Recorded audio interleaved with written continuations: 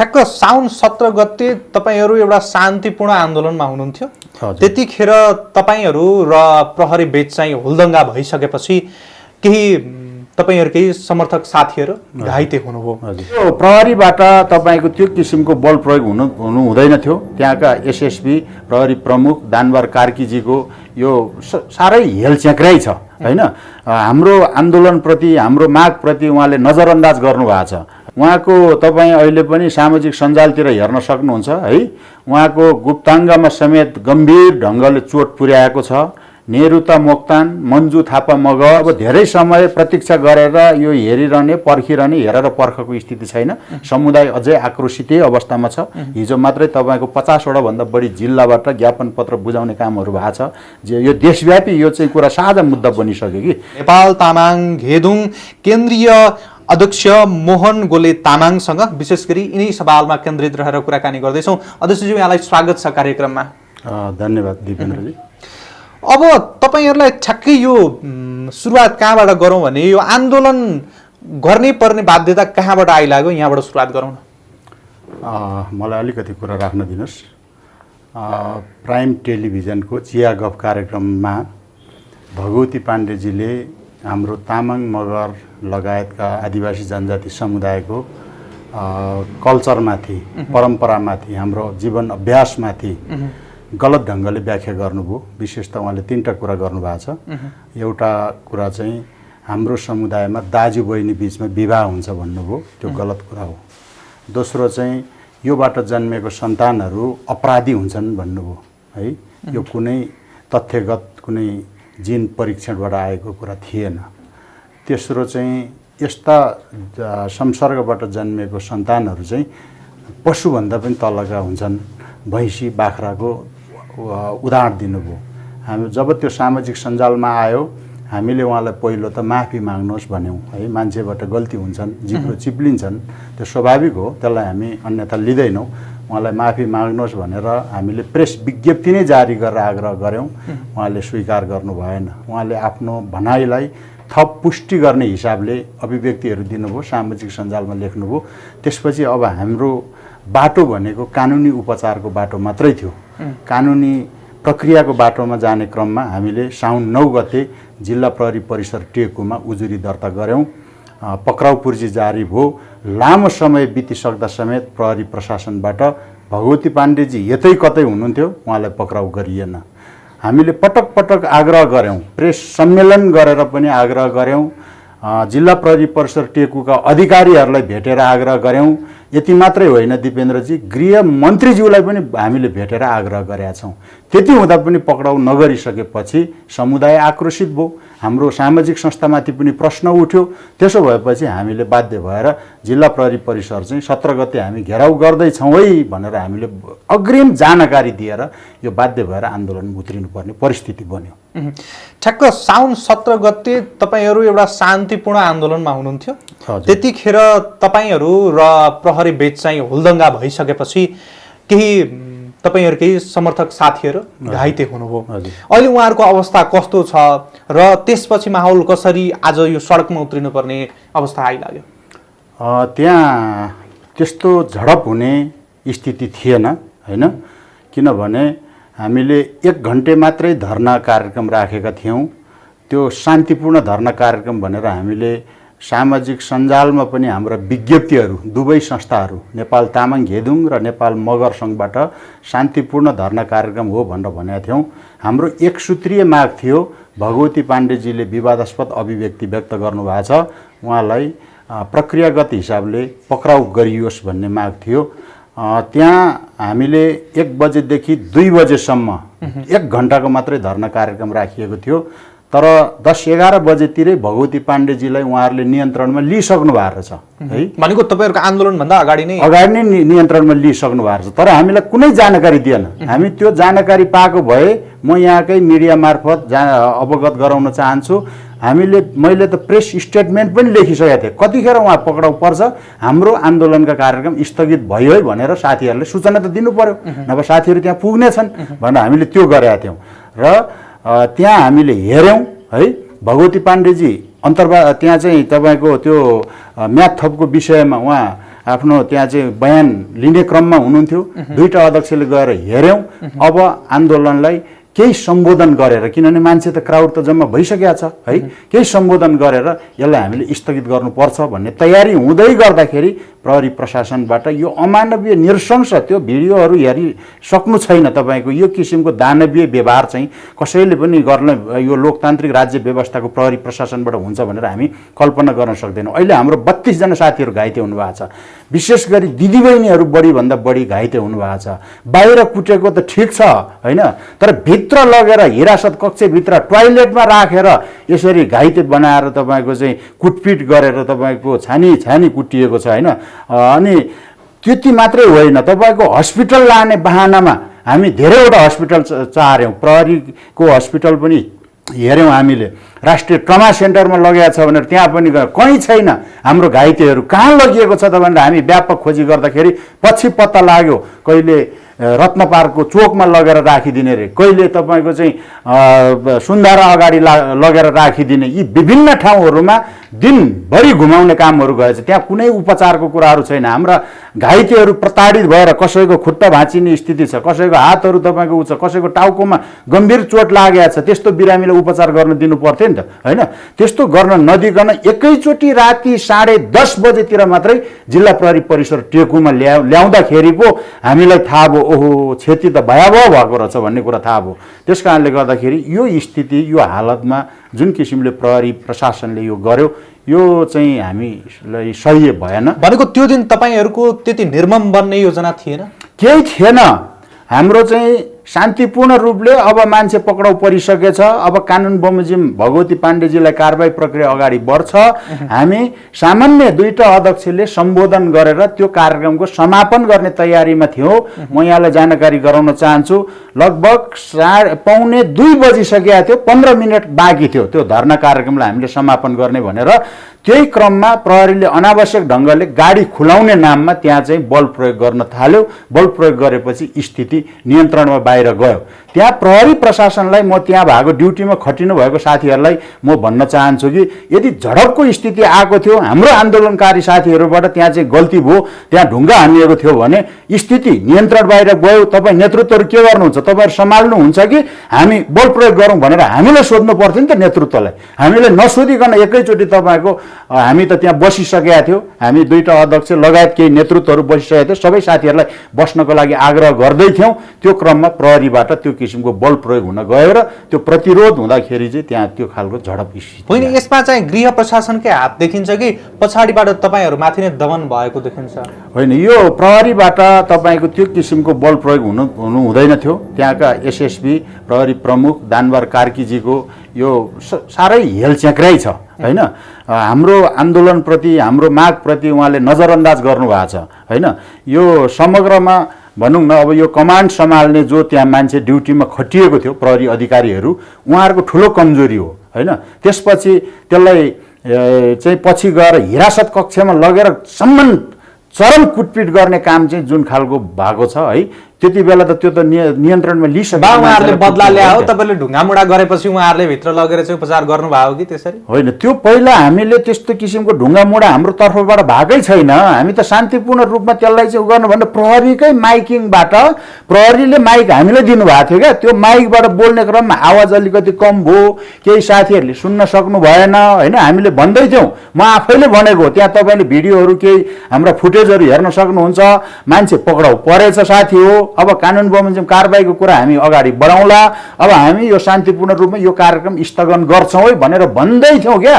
त्यो भन्दै अनावश्यक रूपले त्यो चाहिँ हिंसा भड्काउने उहाँहरूको नियत हो कि के हो, प्रहरी त्यहाँ ड्युटीमा खटिएका साथीहरूको त्यो किसिमको दुर्घटना हुनु पुग्यो। जस्तो घटनाक्रमकै क्रममा चाहिँ कतिपय महिला साथीहरूलाई चाहिँ यौनाङ्गमा समेत चाहिँ कुटपिट गरियो भन्ने कुरा आइरहेको छ, यसको भित्री तथ्य के छ? यो एकदमै कृतिमाया गोले, उहाँको तपाईँ अहिले पनि सामाजिक सञ्जालतिर हेर्न सक्नुहुन्छ है, उहाँको गुप्ताङ्गमा समेत गम्भीर ढङ्गले चोट पुर्याएको छ। नेरुता मोक्तान, मन्जु थापा मगर, यही त अभियन्ताहरू हुन् होइन। यी बहिनीहरू त पत्रकार, तपाईँको शान्ति घरती मगर समेतलाई म पत्रकार हो, म यहाँ मिडियाको लाइभ प्रसारण गर्न आएको हुँ, म ढुङ्गा हान्न आएको हुँ होइन भन्दै भित्र लगेर चरम यातना दिएछ। भनेपछि यो प्रहरी प्रशासनको कस्तो किसिमको रवैया हो कि यो देशमा कहिले यो प्रहरी प्रशासनको यस्तो किसिमको तपाईँको आन्दोलनको नाममा नियत्थ जनतालाई मार्ने नियत्थ जनतासँग यसरी कुटपिट गर्ने यो घटना दोहोरिरहन्छ क्या। हामीले यस सम्बन्धमा राष्ट्रिय मानव अधिकार आयोगको पनि गम्भीर ध्यानाकर्षण गराएका छौँ। सायद उहाँहरूबाट छानबिन होला। हिजो मात्रै गृहमन्त्रीज्यूलाई भेटेर कुराकानी राखेका छौँ। प्रहरी प्रमुख आइजिपी साहबलाई पनि हामीले यो कुरा राखेका छौँ है। यो त्यत्तिकै हामी चाहिँ अब चुप लागेर बस्ने स्थिति। कतिपय विश्लेषकहरूले यो घटनालाई के पनि भनेका छन् भने जनयुद्धको झझल्को दियो पनि भनेका छन्। कसरी जनयुद्धको झझल्को दिन्छ? त्यहाँ के प्रहरीलाई गोली हानिया छ? प्रहरीसँग चाहिँ तपाईँको बन्दुकको वारपारको लडाइँ लडिया छ? हामीसँग एउटा लाठी छ त्यहाँ कुनै? होइन, हामी त आवाज बोकेर गइरहेछौँ, केही कागजहरू छातीमा टाँसेर गइरहेछौँ होइन। भगवती पाण्डेजीलाई गिरफ्तार गर्नु पर्यो, कारबाही गर्नु पर्यो, हाम्रो मागहरू त्यो छ। हामीले त्यहाँ उत्तेजक नाराहरू लगाएका छैनौँ। हाम्रो त्यो किसिमको कुराहरू छ। कसरी जनयुद्धको झझल्को दियो? त्यो चाहिँ जनयुद्धको झझल्को दिने किसिमको काम चाहिँ त्यहाँका ड्युटीमा खटिएको प्रहरीहरूबाट सरकारी पक्षबाट भयो। यो नहुनु पर्थ्यो। अब जस्तो हिजो तपाईँहरूले गृहमन्त्रीसँग पनि भेटघाट गर्नुभयो, शिक्षा निकायका प्रमुखसँग पनि भेटघाट गर्नुभयो। अब तपाईँहरूको आन्दोलन कसरी अगाडि बढ्छ र उहाँहरूले दिएको प्रतिक्रिया कस्तो छ? गृहमन्त्रीज्यूले हिजो हामीलाई 2 पटक भेटघाट गर्नुभयो है। पहिलोचोटि बिहान भेटघाट भयो उहाँसँग। हामीले त्यही 3टा मागहरू राख्यौँ। पहिला हाम्रो एउटै माग थियो, भगवती पाण्डेजी जसले विवादास्पद अभिव्यक्ति दिनुभयो, उहाँ कानुन व्यवसायी, उहाँलाई कानुन बमोजिम कारबाही होस् भनेर भनेका थियौँ। अब त्यो अनुसार उहाँ गृहमन्त्रीज्यूसँग अहिले 2टा घटना पनि जोडियो। एउटा त प्रहरीबाट चरम ज्यादती भयो, दमन भयो। ती प्रहरी प्रमुखहरू एसएसपी दानवर कार्की सहितका जो अधिकारीहरू त्यहाँ खटिनु भएको थियो, उहाँ सहितका सबैलाई कारबाही होस्। तेस्रो चाहिँ हाम्रो घाइतेहरू धेरै साथीहरू हुनुभयो। प्रहरीको कारणले यो घाइतेहरू हुनुभएको छ। उहाँहरूलाई उचित क्षतिपूर्ति र उपचार खर्च बेहोरियोस् भनेर भनेका छौँ। त्यो बिहानको बसाइमा पनि गृहमन्त्रीज्यू सकारात्मक हुनुभयो। उहाँले प्रतिबद्धता व्यक्त गर्नुभयो। त्यही कारणले हामीले दिउँसोको त्यो जुन प्रदर्शनको कार्यक्रम थियो होइन, माइतीघर मण्डलदेखि बानेश्वरसम्मको, त्यसलाई शान्तिपूर्ण ढङ्गले सम्पन्न गऱ्यौँ होइन। नभए त्यहाँ पनि झडपको स्थिति आउन सक्थ्यो। त्यसैपछि बेलुका पनि उहाँले 6 बजेतिर बोलाउनु भयो। त्यहाँ प्रहरी प्रमुख एसएसपी साहबलाई पनि बोलाउनु भयो होइन। सिडिओ साहब, गृह सचिवज्यूलाई पनि बोलाएर राखेर हाम्रो घाइते 2-3 जना बहिनीहरूलाई पनि त्यहाँ लगेर तपाईँहरूको कुरा के हो, कसरी तपाईँहरूले यातना दियो भन्ने खालको कुराहरू सुनाउने मौका दिनुभयो। हामीले पनि केही कुराहरू राख्यौँ। त्यहाँ उहाँहरूको यातनाको कुराहरू सुन्दाखेरि उहाँहरूले व्यक्त गरिरहनु हुँदा धेरैलाई भावुक बनाउनु, रुवाउनु भएको छ त्यहाँ सबैजना है। अनि त्यो किसिमको कुराहरूले उहाँले गृहमन्त्रीज्यूले वचनबद्धता व्यक्त गर्नुभएको छ। तपाईँहरूको 3टै मागप्रति हामी सकारात्मक छौँ। म उपचार खर्चको व्यवस्था गर्छु, दोषी प्रहरीलाई छानबिन गर्छु। आइजिपी साहबले पनि त्यो वचनबद्धता दिनुभएको छ छानबिनको लागि। र जुन भगवती पाण्डेजी, उहाँलाई कानुनी कारबाहीको लागि पनि हामी पहल गर्छौँ भनेर भन्नुभएको छ। अब यो आन्दोलन कसरी अगाडि बढ्छ भोलिका दिनमा भन्ने सन्दर्भमा हामी आन्दोलन चाहँदैनौँ। हामी सामाजिक संस्थाहरू, सामाजिक सद्भाव नखल बलियोस्, धार्मिक सांस्कृतिक सहिष्णुता कायम होस् भन्ने मान्छे हो। जो हाम्रो मिश्रित समाज छ नि यो देशको होइन, तपाईँलाई पनि थाहा छ। यो किसिमको वातावरणमा हामी भूमिका खेलिरहेका छौँ। अब गृहमन्त्रीज्यूको जुन वचनबद्धता छ, यो वचनबद्धता अनुसार यो हाम्रा मागहरू सम्बन्धी उहाँहरूले कार्यान्वयन गर्नुभयो भने हामी त्यसलाई स्वीकार गर्छौँ। यो घटनाले गृहमन्त्री समेत भावुक हुनु हो? एकदमै भावुक हुनुभएको छ। उहाँले हाम्रो भिडियोहरू, फुटेजहरू सबै हेर्नुभयो होइन। त्यति बेलाको घटना यसरी घटेको थियो भनेर सबै गम्भीर ढङ्गले उहाँले लिनुभएको मैले चाहिँ बुझेको छु है। त्यो हिसाबले लिनुभएको छ। अब त्यो हिसाबमा लिएर मात्रै त भएन होइन, भावनात्मक रूपमा सुनिदिएर रुइदिएर मात्रै त भएन। यसलाई त व्यावहारिक रूपमा कार्यान्वयन गर्नु पऱ्यो नि त। यो कार्यान्वयन गर्ने सन्दर्भमा उहाँ सिरियसली फेरि जानु भएन। अब प्रहरीलाई ठ्याक्कै कस्तो खालको कारबाही गर्ने चाहिँ उहाँले तपाईँहरूलाई चाहिँ आश्वासन दिनु भएको छ? ती जो प्रहरी चाहिँ तपाईँहरूका आन्दोलनकारी समूहहरूलाई चाहिँ उहाँहरूले नियन्त्रणमा लिएर त्यो यातना दिने काम गर्नुभयो, त्यस्ता व्यक्तिहरूलाई कस्तो खालको कारबाही गर्छु भन्ने प्रतिबद्धता दिनुभएको छ? त्यो कारबाही यस्तै गर्छु भन्ने उहाँहरूले बोल्नु भएको छैन। त्यो सम्भवतः मिल्दैन पनि होला होइन। तर हाम्रो चाहिँ जो प्रहरी प्रमुख त्यहाँ हुनुहुन्छ जिल्ला प्रहरी परिसरको, उहाँलाई निलम्बनसम्मको कारबाही गरियोस्, विभागीय कारबाही गरियोस् भन्ने कुरा हो। उहाँहरूले छानबिन प्रक्रिया अगाडि बढाउनु भएको छ भन्ने मैले बुझेको छु। अब कुन ढङ्गले छानबिन प्रक्रिया अगाडि बढ्छ र कस्तो कारबाही गर्छ हामी अब धेरै समय प्रतीक्षा गरेर यो हेरिरहने, पर्खिरहने, हेरेर पर्खको स्थिति छैन। समुदाय अझै आक्रोशितै अवस्थामा छ। हिजो मात्रै तपाईँको 50वटा भन्दा बढी जिल्लाबाट ज्ञापन पत्र बुझाउने कामहरू भएको छ। यो देशव्यापी यो चाहिँ कुरा साझा मुद्दा बनिसक्यो कि। त्यस कारणले गर्दा यो हेरेर हामी आगामी आन्दोलन हुने नहुने त्यो चाहिँ निर्णय गर्छौँ। जस्तो अब यसले चाहिँ समाजमा एक किसिमको चाहिँ सबै मान्छेहरूलाई उत्तेजित बनाउने काम गरिरहेछ होइन। यसलाई हेर्दाखेरि चाहिँ अब एउटा अधिवक्ताले दिएको यो अभिव्यक्तिलाई लिएर देश नै तताउने माहौलै बिग्रिने खालको चाहिँ अघि बढिरहँदाखेरि चाहिँ तपाईलाई कस्तो लाग्छ? अब यसमा चाहिँ हामी पनि केही ब्याक हुनुपर्छ कि अथवा चाहिँ एउटा अधिवक्ताले भनेको कुरालाई नै लिएर यति आक्रोशित हुनुपर्छ भन्ने पनि छ? यसलाई यसरी बुझौँ दिपेन्द्रजी, यो जुन ढङ्गको तपाईँको भगवती पाण्डेजीको अभिव्यक्ति हो होइन, अघि मैले भने यो 3टा कुरा उहाँले व्यक्त गर्नुभयो। यो अभिव्यक्ति यो राज्य सत्ताबाट सिर्जित प्रतिनिधि विचार हो है। यो खालको अभिव्यक्ति आरोपहरू अहिले मात्रै आएको होइन, योभन्दा अगाडि पनि पटक पटक तामाङ समुदायमाथि आएको छ होइन। हिजो राणाकालमा त मासिने मतवाली बनाएर विभेद गरियो, पिपा बनाइयो, हरेक अन्याय अत्याचार विभेद सहियो नि त होइन। पञ्चायतकालसम्म त्यो सहियो। अब त मुलुकमा लोकतन्त्र आयो, गणतन्त्र आयो, सङ्घीयता आयो, धर्मनिरपेक्षता आयो। अब हाम्रा हिजोका जन्जिरहरू अब खुले होइन, हामी फुक्का फाला भयौँ, हामी सार्वभौम नागरिक भयौँ नि त। सबै यो देशका राउटेहरू, कुसुन्डाहरू लगायत अल्पसङ्ख्यक समुदाय होइन, हिजो राज्य सत्तामा प्रभुत्व जमाएका सबै बराबरी हो नि त, हाम्रो हक अधिकार सबै किसिमले। त्यस कारणले गर्दा कसैले कसैलाई यो हेर्ने दृष्टिकोण यस्तो राखिनुहुन्न। यस्तो खालको हेपा प्रवृत्ति होइन, समुदायमा जातीय विद्वेष फैलाउने खालको कुराहरू अब कसैले गर्नु हुँदैन क्या।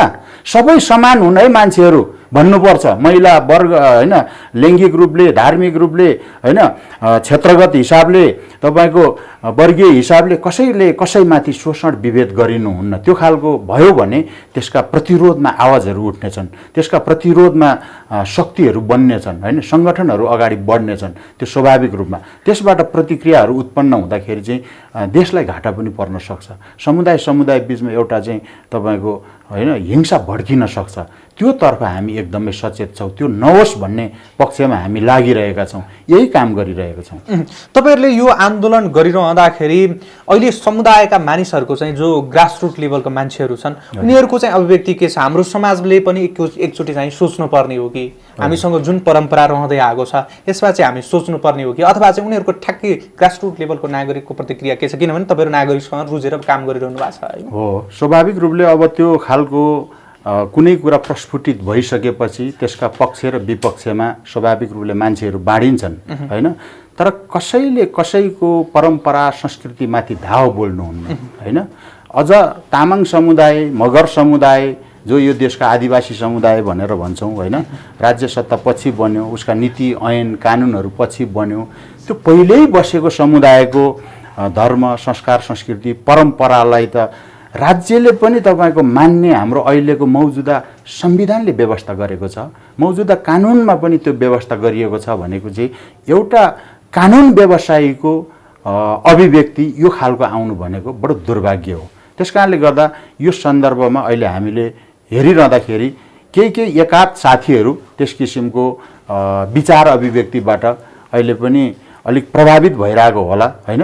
तर यो मुद्दामा, यो विचारको विरुद्धमा होइन समग्र समुदाय एक ठाउँमा छ भन्ने हामीले बुझेको। तर कतिपय सामाजिक सञ्जालमा केही अभियन्ताहरू, तामाङ समुदायकै अभियन्ताहरूले लेखेको देखिन्छ, उहाँले भनेको अभिव्यक्ति चाहिँ सही छ तर नबुझ्नु भएको हो भनेर भन्नुभएको छ। त्योलाई यसरी बुझ्नुहोस्, कुनै समुदायको सबैको आफ्नो परम्परा छ, संस्कार छ, संस्कृति छ है। त्यो संस्कार, संस्कृति, परम्परालाई आफ्नो हिसाबले हेर्न भएन क्या। मेरो कल्चरमाथि, मोहन गोलेको परम्परामाथि, संस्कृतिमाथि दिपेन्द्र पराजुलीजीको परम्पराको चस्माले हेरियो भने के हुन्छ? त्यो त मिल्दैन नि त। हाम्रो त मामा चेला, फुपू चेला चल्छ। तर त्यो एकजना अभियन्ता जो सामाजिक सञ्जालमा सक्रिय हुन्छ, राम तामाङ भन्ने, उहाँले लामै स्ट्याटस लेख्नु भएको छ होइन। उहाँले चाहिँ अधिवक्ताले भनेको कुरा चाहिँ सही हो भन्ने टाइपले प्रस्ट्याउनु भएको छ होइन। त्यो यस्तो हो, उहाँले भन्नुभएको कुरा के हो भने तामाङ र मगर समुदायमा दाजु बहिनी बिचमा विवाह हुन्छ। मामा चेला, फुपू चेला भन्ने प्रसङ्ग त्यहाँ उल्लेख छैन। त्यो तपाईँले त्यो भिडियो हेर्न सक्नुहुन्छ है। मामा चेला, फुपू चेला बिचमा विवाह हुन्छ भन्नुभएको त्यो कुरो ठिकै हुन्थ्यो, तर दाजु बहिनी बिचमा विवाह हुन्छ भन्नुभएको छ। दाजु बहिनी बिचमा तामाङ र मगर समुदायमा विवाह हुँदैन।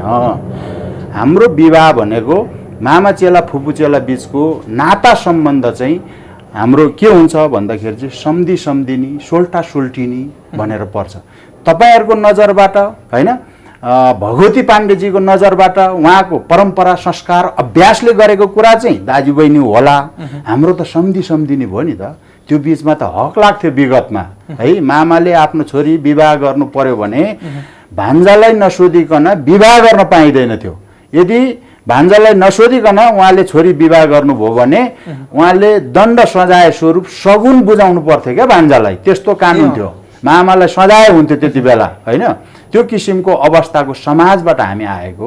अहिले त त्यो खालको परम्परा, त्यो खालको चलनहरू कतिपयले आफ्नो व्यक्तिगत सोचाइ, व्यक्तिगत व्यवहारको कुराहरू हुन्छ, कतिपयले छोड्या छ, कतिपयले ग्रहण गरिराखेको छ होइन। त्यो आफ्नो ठाउँमा छ, त्यसको लागि हामी स्वतन्त्रता छ नि त त्यो गर्ने नगर्ने भन्ने कुरा त। तर के हो भने परम्परादेखि चलिआएको रीतिथिति उनीहरूको जे छ त्यसमाथि ठोस आँच पुग्ने गरी कसैले केही बोल्नु मिल्दैन कि। अब तपाईँहरू गृहमन्त्री समक्ष पनि पुग्नुभयो, अब तपाईँले अघि पनि भन्नुभयो हाम्रो माग पुरा नभए अब यसरी अघि बढ्छौँ पनि भन्नुभयो होइन।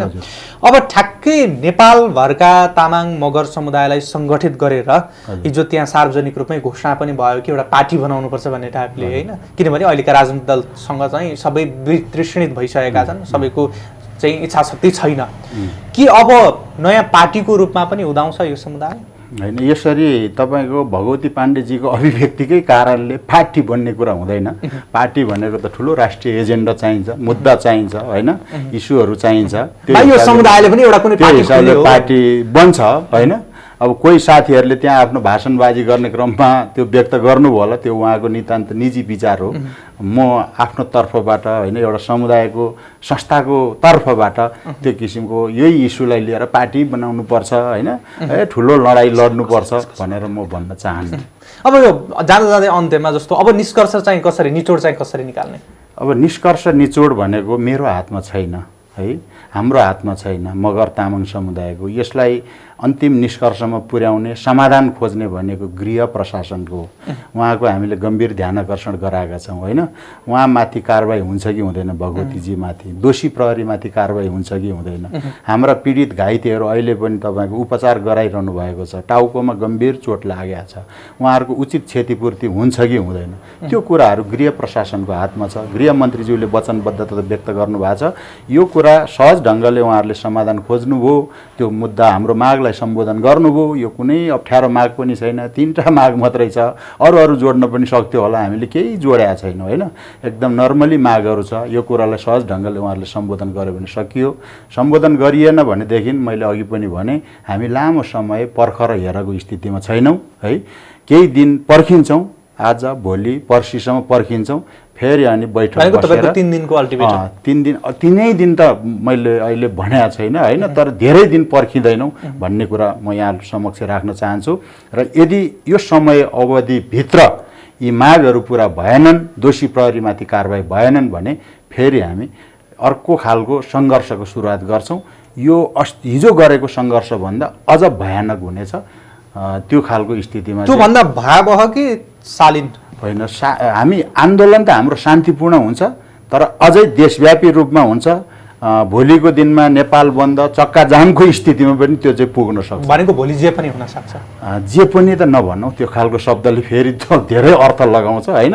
अब तपाईँले यति बुझ्नुहोस् कि बन्दको स्थितिसम्म पुग्न सक्छ, किनभने समुदायलाई सहज ढङ्गले चाहिँ राज्यले नजरअन्दाज गर्ने होइन, मुद्दाहरूलाई, हाम्रो मागहरूलाई सम्बोधन नगर्ने हो भने त हामीसँग त हतियार भनेकै आन्दोलन हो उत्पीडित समुदायको, त्यस कारणले हामी त्यही हतियार प्रयोग गर्छौँ। अन्त्यमा मैले सोध्न छुटाएका विषयवस्तु र तपाईँलाई भन्नै मन लागेका केही कुरा छन् भने भन्न सक्नुहुन्छ? मेरो त्यस्तो खास केही छैन, सबै कुराहरू समेटियो। यहाँले प्रश्न गर्नुभयो, हाम्रो यो अहिले जुन ज्वलन्त रूपमा उठिरहेको मुद्दा हो, यो कुराहरूलाई यहाँको मिडिया मार्फत अभिव्यक्त गर्ने मौका दिनुभयो। म तपाईँ र मिडियाकर्मी साथीहरूलाई हार्दिक धन्यवाद, आभार व्यक्त गर्न चाहन्छु। यहाँहरूले हामी जस्ता उत्पीडितहरूको आवाजहरूलाई उठाइदिने हो, बोलिदिने हो। तपाईँहरू पत्रकार साथीहरू अलिक बढी कहिलेकाहीँ चाहिँ के देखिन्छ भन्दाखेरि ठुल्ठुला शक्तिहरूको पछाडि लागेको होइन, मन्त्रीहरू, प्रधानमन्त्रीहरू, राष्ट्रपतिहरूको त्यो शक्तिको पछाडि लाग्नु हुँदैन कि यस्ता उत्पीडितहरूको आवाज बनिदिनुहोस्, म यो आग्रह गर्छु। हस्, यहाँको अमूल्य समय र संवादका लागि यहाँलाई धेरै धेरै धन्यवाद। तपाईँहरूलाई पनि धन्यवाद, थ्याङ्क यू।